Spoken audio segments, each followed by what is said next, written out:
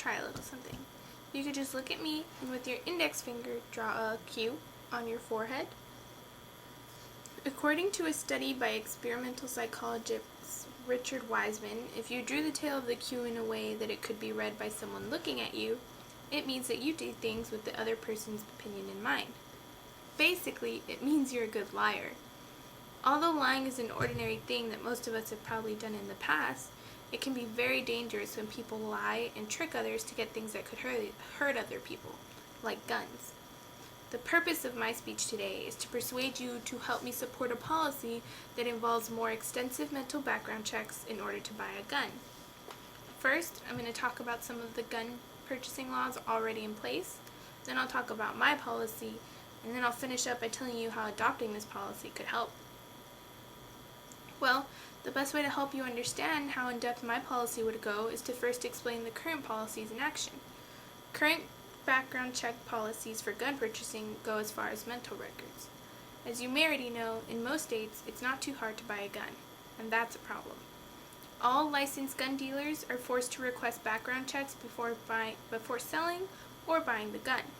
However, according to the Mental Health Reporting Policy Summary, a lot of information concerning criminals does not get released for the public, so many people who shouldn't be allowed to get guns end up passing the screening anyways.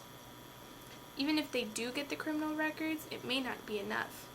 In an article by Dr. Michael Corcoran called Mental Health Checks When Purchasing a Gun, he explains that although a few states that have begun to add health restrictions before buying a gun, screening for mental health history is not even close to where it needs to be.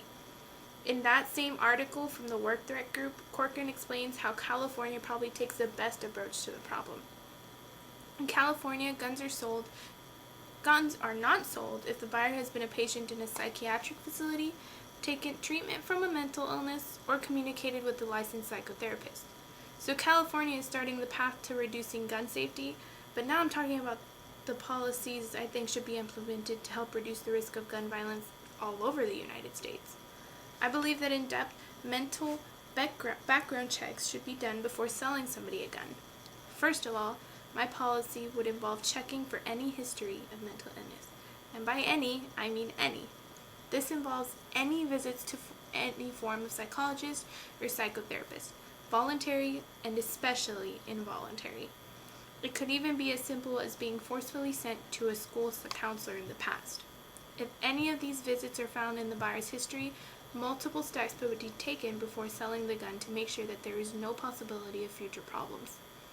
There will also probably be a wait time, depending on how severe the visit was, and although it might sound a little overwhelming, let me tell you why it's so important that we need to implement this.